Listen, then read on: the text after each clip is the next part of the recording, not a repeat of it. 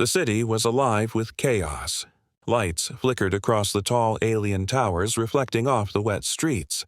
Screams echoed between buildings, and strange machines whirred in panic as aliens scrambled to avoid unseen threats.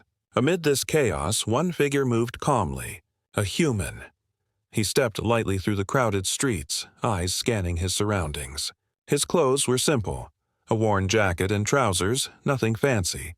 But there was something in his presence that made the alien crowd pause.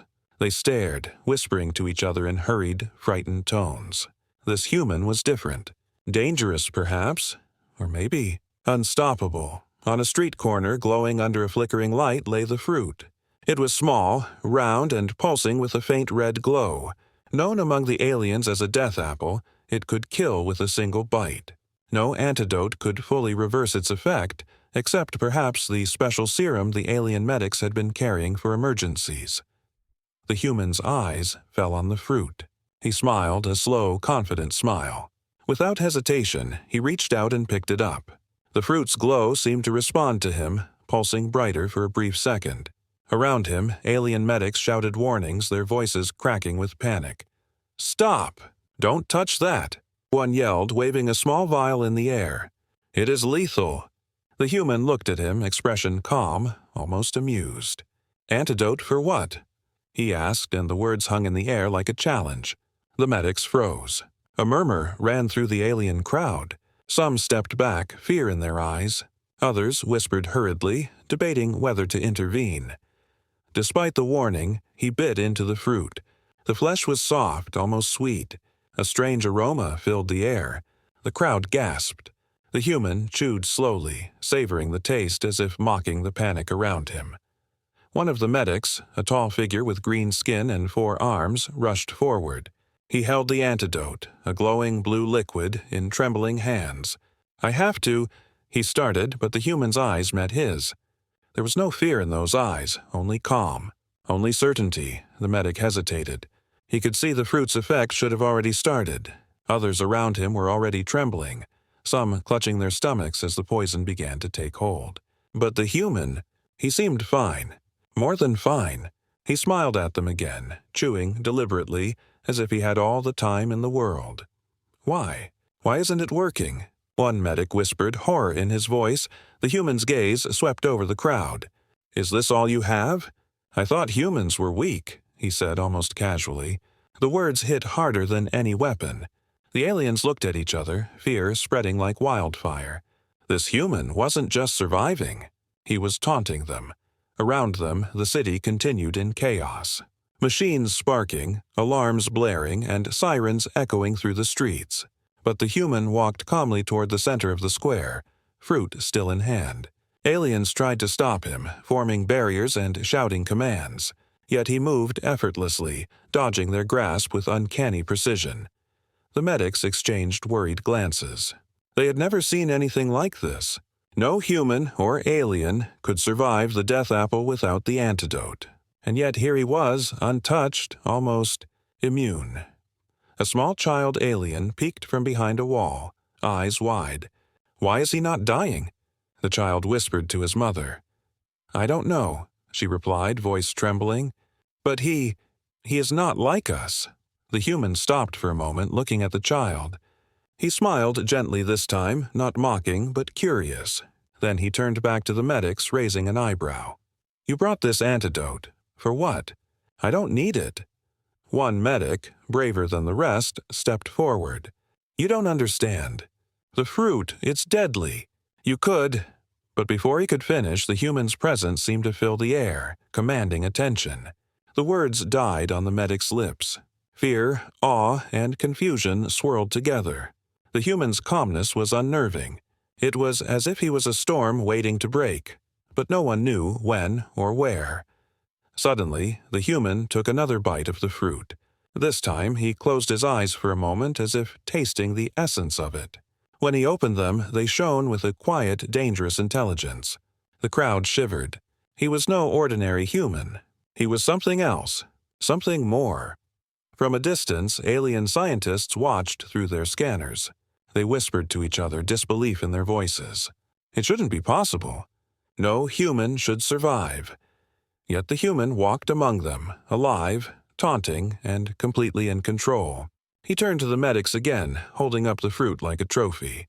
"You brought me an antidote," he said slowly, deliberately. "But for what?" The words echoed through the square. Silence fell for a moment, broken only by the distant alarms. Aliens looked at one another, unsure whether to flee, fight, or surrender. The human's confidence was intoxicating and terrifying. Then, without warning, he tossed the rest of the fruit into the air and caught it again. He bit down, laughing softly, almost like a predator playing with its prey. The medics froze, realizing that they were witnessing something extraordinary. The city around them continued its chaotic rhythm, but the center of attention was the human, calm, fearless, and taunting every being that tried to challenge him. He was not just surviving. He was showing them that he was superior. As he walked deeper into the city, the medics followed at a distance, desperate to understand him, desperate to protect him, but uncertain if they could. He had turned a simple deadly fruit into a test, and they were all failing it. The human stopped at a high balcony overlooking the square. He looked at the medics below, smiling faintly. "The game has just begun," he said softly, almost to himself, almost a promise. Then, with the city chaos behind him and the glowing death apple in his hand, he vanished into the shadows of the towering buildings, leaving the alien medics and citizens in stunned silence. The arrival was complete. But the story of the human who could survive the impossible, was only beginning. The human had disappeared into the shadows of the alien city, but his presence lingered like a storm waiting to strike. Alien medics and citizens whispered to each other, still trembling from what they had just witnessed. How could a human survive a death apple? How could he mock their most feared poison without a scratch? In a high-tech laboratory above the city, alien scientists gathered. Screens glowed with images of the human, captured by surveillance drones. The fruit, deadly, lethal, unstoppable, had failed. Every warning, every precaution, every rule had been broken. And the human had walked away, untouched. "We must contain him," one scientist said, his voice trembling. "He cannot be allowed to roam free. If he survives a death apple, who knows what else he can survive?" A medic, the one who had rushed with the antidote earlier, shook his head. "Contain him? We can barely follow him. He moves like he's thinking faster than us, and he's taunting us. Do you not see it?" The human, meanwhile, moved calmly through the streets below. He wasn't running. He wasn't hiding. He walked with purpose, as if he owned the city. Street vendors and small groups of aliens scattered before him, instinctively sensing the danger he carried. He paused at a corner, sniffing the air. The death apple he had eaten still glowed faintly in his hand. He chewed slowly, savoring the taste while alien medics struggled to catch up. One of them finally called out, desperate, "You don't understand. That fruit, one bite could have ended you." The human looked at him, tilting his head. "Ended me?" He repeated, amusement in his tone. "I think you misunderstand.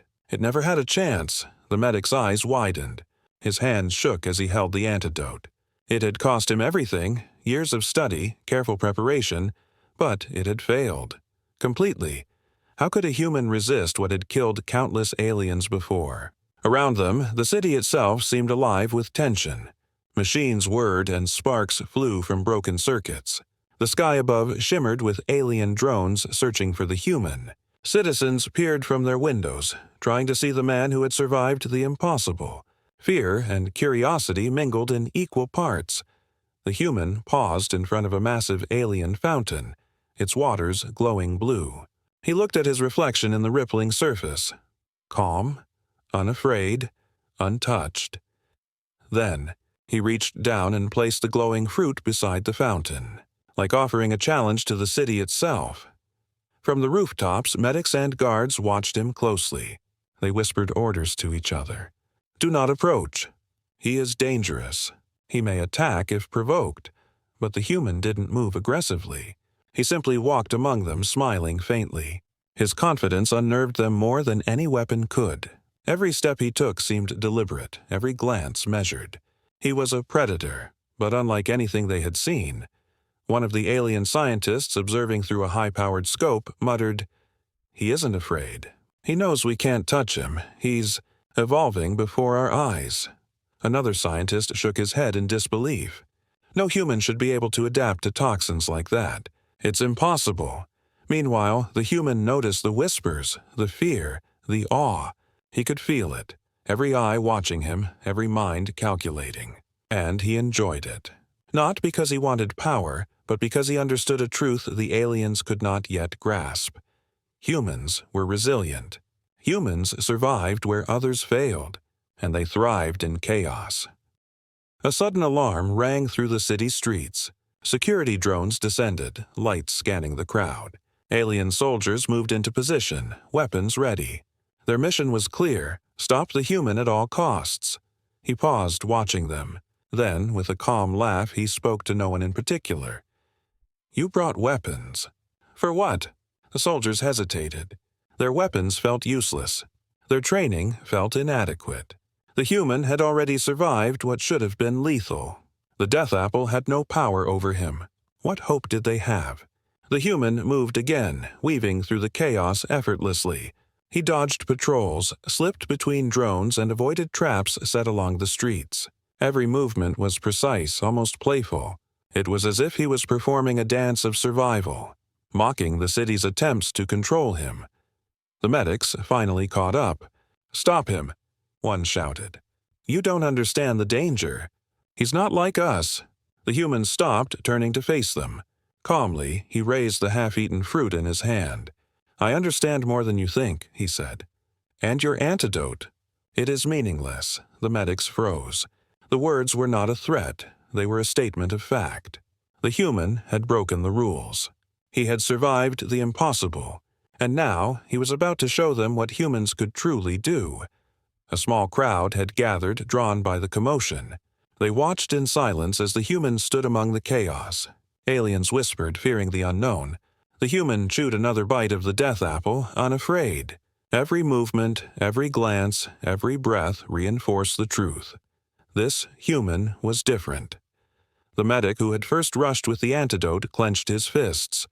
"We have to figure it out," he muttered to himself. "We have to understand how he survived. If we don't, he will destroy everything we know." The human, sensing their thoughts, smiled faintly. He didn't need to attack or fight. His presence alone was enough to unnerve, to confuse, and to dominate. He was a puzzle they could not solve, a force they could not control. And yet he continued walking through the city, calm, confident, untouched. Each step he took was a challenge, each glance a dare. He had arrived, and now the real test was about to begin. The challenge was not just survival. The challenge was proving that humans could face the impossible and win. The city had settled into an uneasy silence after the chaos in the streets. Yet, in the high towers and laboratories above, the alien scientists and medics were far from calm. Every screen in the lab showed the human moving effortlessly through the city. Every movement he made was precise, deliberate, almost calculated. He was not running, not hiding. He was walking as if the entire city belonged to him. One scientist leaned closer to a screen, adjusting the scanner. "Look at him," she whispered. "He's resisting the poison. Not just surviving. It's like it doesn't affect him at all." Another shook his head in disbelief. No human, or alien for that matter, should have that kind of immunity. It's impossible. Meanwhile, the human had stopped at a quiet alley. Shadows danced across the walls as he crouched down, inspecting a small crack in the pavement. Around him, the city hummed and buzzed, unaware of the power he carried. He placed a hand on the ground and felt the vibrations of machines, footsteps, and distant alarms. He knew the city better than anyone who lived in it. From the rooftop, a squad of alien medics watched him carefully. They had decided to observe him rather than confront him directly. Every human movement was being analyzed, every gesture recorded. Yet, the more they watched, the more unsettled they became. One medic muttered to another, "It's not just the fruit, it's him. There's something different, something beyond what we know." The human, sensing eyes on him, glanced up briefly. He did not hide. He did not run. His calm gaze seemed to pierce the observers, and for a moment the medics froze. It was as if he could see them, understand them, even anticipate their next move. He resumed walking, moving through the city like a shadow with purpose. Every alien who tried to follow him found themselves distracted or disoriented. His presence had a subtle effect, almost magnetic, drawing attention while simultaneously confusing anyone who attempted to approach. From the lab, one scientist adjusted a scanner to measure his biological response to the death apple. "He's adapting," she said in a hushed tone. "His body is processing the toxin in a way we can't even measure. It's like he evolves to survive it." The medics exchanged uneasy glances. They had prepared the antidote for a worst-case scenario, yet even the most potent serum could do nothing against him. The human was untouchable, not because of luck, but because of some innate, almost unnatural resilience. In the alley, the human finally stopped. He crouched by a small, flickering light, examining it for a moment. Then, almost playfully, he tapped it with his fingers, causing it to spark and flicker brighter. Around him, the city's sensors and machines responded to his presence as if aware of him, alert but unable to react effectively. One of the observing medics whispered, "He's not just immune to the fruit. He's interacting with the city itself. It's like he can read it, manipulate it, even control it." The human straightened, tossing the small death apple core aside. He smiled faintly, almost as if enjoying the invisible game he played. Every step he took, every motion he made, challenged the aliens without them even realizing it. From above, the scientists watched the data stream in real time. Every heart rate, every neural impulse, every subtle change in his biology was recorded. They could see him analyze, adapt, and survive. But the more they studied, the less they understood. It was as if the human had unlocked a code they could not even comprehend. The child alien from earlier peeked from behind a wall again. "Mom," he whispered, "he's not afraid of anything. Not the fruit, not the medics. Nothing." The mother nodded slowly. "He's different. He's not like us." The human, hearing whispers around him, glanced at the small child. For the briefest moment he smiled gently. It was not mocking this time. It was recognition. Then he turned away, disappearing further into the city, leaving the medics and scientists to stare in silent, growing fear. As night fell over the alien city, the human paused on a rooftop, looking over the streets below. The chaos had not ended, but it seemed smaller now, insignificant compared to him. He was calm, unshaken, untouched by the dangers that had terrified everyone else. From their stations above, the medics and scientists realized something terrifying. This human was not just surviving, he was observing them, learning from them, adapting to their every move. He was not a mere visitor or trespasser. He was a force that could not be predicted, a puzzle they might never solve, and the more they studied him, the more certain they became that this was only the beginning. The human's gaze swept over the city one last time before he vanished into a dark alley, leaving the alien medics and scientists with a chilling realization. He was evolving faster than they could understand, faster than they could stop, and in that moment the aliens understood the harsh truth. They were no longer in control. The human was watching. The human was learning. And one day they feared the human might decide that they were not worthy of surviving in the same world as him. The alien scientists could no longer watch from afar. They needed answers. How had this human survived the death apple? How had he mocked them so easily? And, most importantly, what was he capable of next? Inside the laboratory, alarms blared as the medics and scientists prepared experimental equipment. They had tried the antidote, and it had failed. Now they needed to study him directly. Data, analysis, observation. Anything to understand the impossible human. "He must be brought here," one scientist said firmly, tapping commands on a floating console. "We need to analyze him under controlled conditions. If we delay, we risk losing the chance to understand him." Outside, the human continued moving through the city, calm and unbothered. He walked past markets, alleys, and towering streets with purpose. Every alien who crossed his path froze for a moment, unsure whether to approach or flee. His presence was commanding, almost magnetic. From the lab, medics deployed specialized drones designed to immobilize and transport him safely.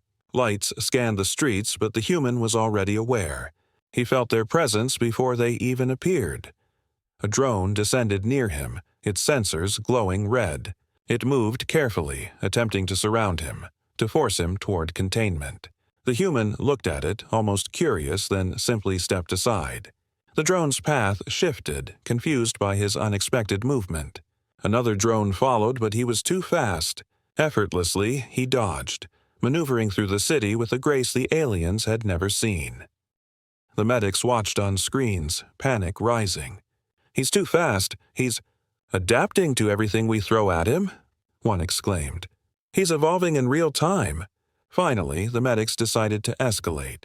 They activated a containment field designed to trap even the strongest beings. A force barrier glowed into existence across a narrow street, blocking the human's path. The human stopped. He looked at the shimmering wall, eyes narrowing slightly. He tested it, touching it with a finger. Sparks danced along the barrier, but nothing happened to him. Then, with a deliberate step, he pressed forward. His body seemed to shift subtly, his energy flowing differently. And in an instant he passed through the barrier as if it weren't there. The lab erupted in alarmed voices. "Impossible! It should have held him," a scientist shouted. "No one can bypass a containment field." Meanwhile, the human continued to move through the city, finally stopping in a quiet square far from the chaos. He crouched for a moment, examining his hands. The glow from the death apple still faintly clung to his skin. He smiled faintly. He was not just surviving. He was learning, adapting, evolving. Back in the laboratory, scientists were frantically analyzing the data streamed by their drones. They discovered something alarming. His body responded to toxins, environmental hazards, and even energy barriers in ways that defied known biology. His cells, they realized, were changing in real time to survive any threat. "He's adapting faster than we can measure," one whispered, fear creeping into their voice. "This isn't just survival, he's evolving beyond us." One of the medics, shaking, spoke quietly. "We prepared the antidote for a worst-case scenario. But he doesn't need it. He's invincible to our methods. He's not just human, he's something else." Outside, the human stood up, brushing off imaginary dust from his jacket. He looked around, observing the city, observing the medics, observing everything. His eyes glimmered with curiosity.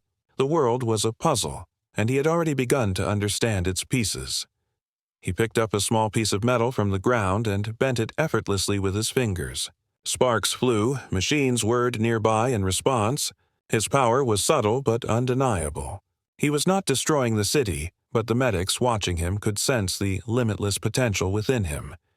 From a nearby rooftop, a young alien watched with wide eyes.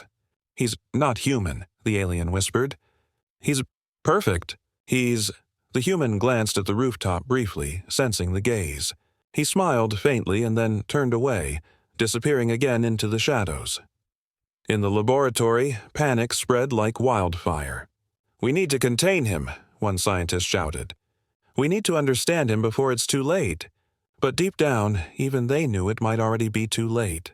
The human had not only survived the death apple, he had defied every attempt to stop him, adaptively and effortlessly. And now, the aliens were beginning to understand a terrifying truth. He was not bound by their rules, their limits, or their understanding of biology. The experiment had begun, but the human was not the subject. The human was the master. The city had become a labyrinth of fear and confusion.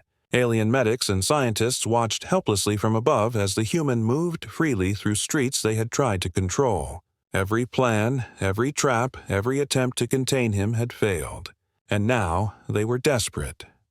From the rooftops, security drones descended in coordinated waves.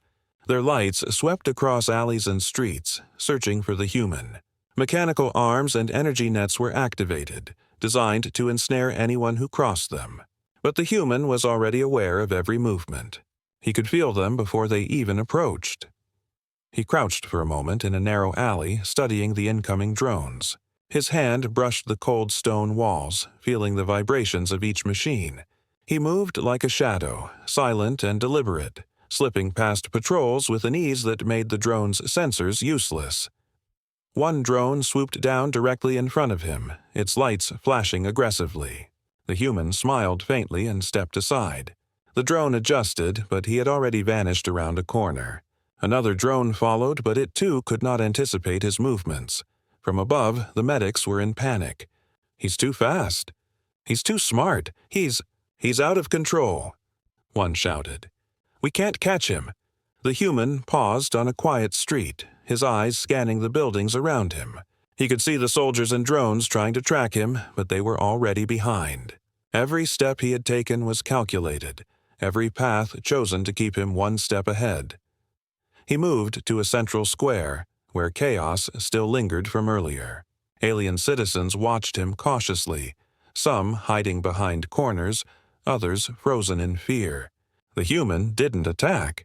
He didn't need to. His presence alone kept them in awe and terror. A sudden alarm rang. Energy nets shot across the square, aiming to trap him.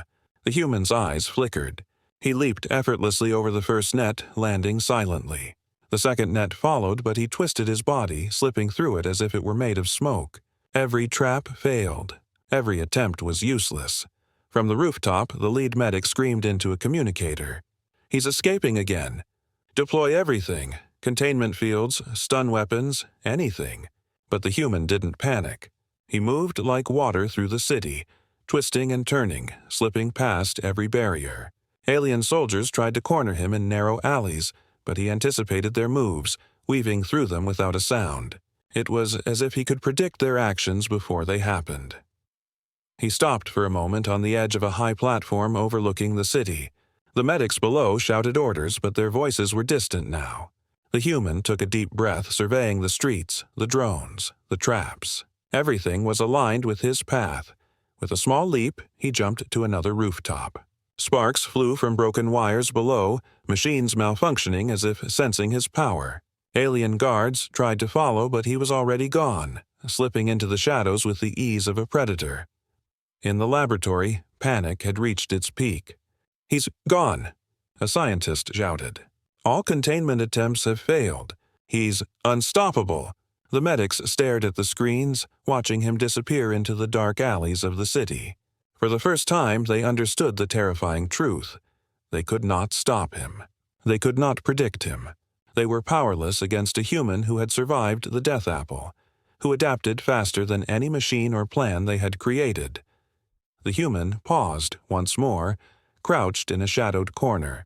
He looked back at the city behind him, lights flickering, alarms blaring, and citizens whispering in fear.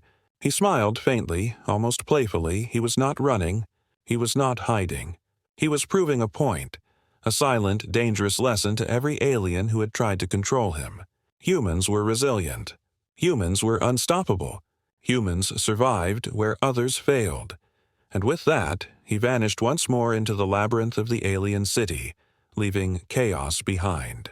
The medics and scientists could only watch, their fear growing with every passing second. They had lost him, and they knew, deep down, that the human's journey had only just begun. The escape was complete. But the human's story, the story of his survival, his power, and his mysterious abilities, was far from over. The alien city was quiet now, but only on the surface. In the high towers, medics and scientists pored over their data screens, frantically analyzing everything they had recorded. Every movement, every heartbeat, every reaction of the human was under scrutiny. Yet, the more they analyzed, the less they understood. "He's impossible," one scientist whispered, shaking his head. "No human or alien should be able to adapt like this. He survived the death apple, bypassed containment fields, and outsmarted every trap we set. How?" The lead medic leaned forward, eyes wide with fear. "It's not just survival, it's evolution. He's changing in real time, learning faster than our machines, faster than we can measure. He's beyond us."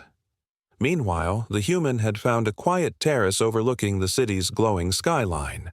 The chaos below was now distant, the alarms fading into the night.